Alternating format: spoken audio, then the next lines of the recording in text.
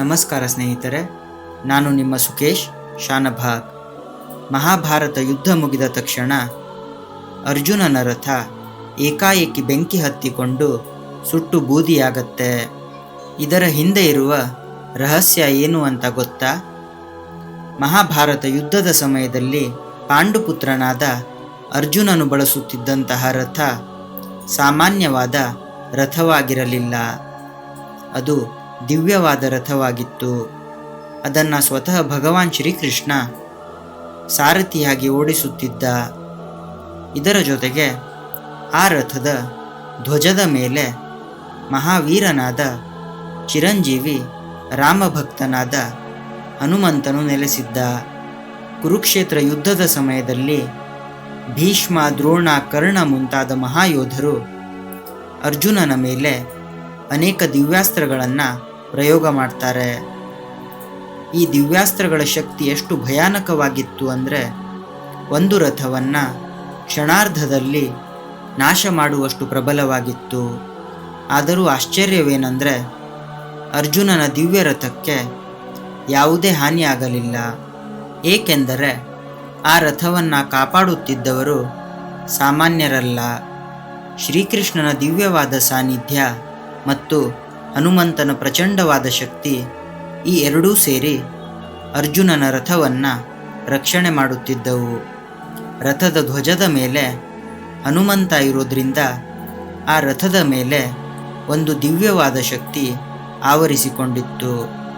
ಸಾರಥಿಯಾಗಿ ಭಗವಾನ್ ಶ್ರೀಕೃಷ್ಣ ಇರೋದ್ರಿಂದ ದಿವ್ಯಾಸ್ತ್ರಗಳ ಪ್ರಭಾವ ತಾತ್ಕಾಲಿಕವಾಗಿ ತಡೆಹಿಡಿಯಲ್ಪಟ್ಟಿತ್ತು. ಅಂದರೆ ಆ ರಥ ಈಗಾಗಲೇ ದಿವ್ಯಾಸ್ತ್ರಗಳ ಪ್ರಭಾವಕ್ಕೆ ಒಳಗಾಗಿ ನಾಶವಾಗಬೇಕಾಗಿತ್ತು. ಆದರೆ ಶ್ರೀಕೃಷ್ಣ ಮತ್ತು ಹನುಮಂತ ಇದ್ದುದರಿಂದ ಅದು ಉಳಿದುಕೊಂಡಿತ್ತು.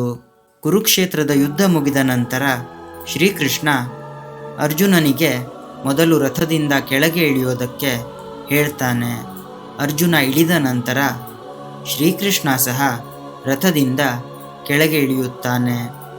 ಆ ಕ್ಷಣದಲ್ಲಿ ಹನುಮಂತನೂ ಸಹ ಧ್ವಜದಿಂದ ಹಾರಿ ಹೋಗುತ್ತಾನೆ.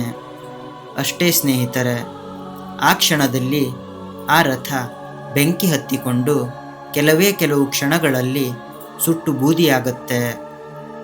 ಆ ರಥವನ್ನು ಇಷ್ಟು ಕಾಲ ಕಾಪಾಡಿದ್ದು ದಿವ್ಯಾಸ್ತ್ರಗಳ ವಿರುದ್ಧದ ಅರ್ಜುನನ ಶಕ್ತಿಯಲ್ಲ, ಆದರೆ ಶ್ರೀಕೃಷ್ಣ ಮತ್ತು ಹನುಮಂತನ ದಿವ್ಯವಾದ ರಕ್ಷಣೆ.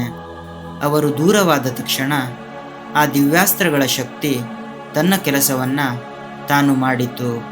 ಇದು ನಮಗೆ ಒಂದು ದೊಡ್ಡ ಪಾಠವನ್ನು ಕಲಿಸುತ್ತೆ. ನಮ್ಮ ಜೀವನದಲ್ಲಿಯೂ ಸಹ ದೇವರ ಕೃಪೆ ಮತ್ತು ರಕ್ಷಣೆ ಇದ್ದರೆ ಎಷ್ಟೇ ದೊಡ್ಡ ಸಮಸ್ಯೆ ಬಂದರೂ ಸಹ ನಾವು ಸುರಕ್ಷಿತರಾಗಿರುತ್ತೇವೆ. ಶ್ರೀಕೃಷ್ಣ ಮತ್ತು ಹನುಮಂತ ನಮ್ಮ ಬೆನ್ನ ಹಿಂದೆ ಇದ್ದರೆ ಯಾವುದೇ ಅಪಾಯವೂ ಸಹ ನಮ್ಮನ್ನು ಮುಟ್ಟೋದಕ್ಕೆ ಸಾಧ್ಯ ಇಲ್ಲ ಸ್ನೇಹಿತರೆ. ಇದೇ ರೀತಿಯ ಮತ್ತಷ್ಟು ಆಧ್ಯಾತ್ಮಿಕ ವಿಡಿಯೋಗಳನ್ನು ನೋಡೋದಕ್ಕೆ ನಮ್ಮ ಚಾನೆಲನ್ನು ಸಬ್ಸ್ಕ್ರೈಬ್ ಮಾಡಿ. ಮತ್ತೊಂದು ಹೊಸ ವಿಡಿಯೋದ ಮೂಲಕ ಸಿಗೋಣ. ಅಲ್ಲಿವರೆಗೂ ಟೇಕ್ ಕೇರ್. ಧನ್ಯವಾದಗಳು ಸ್ನೇಹಿತರೆ.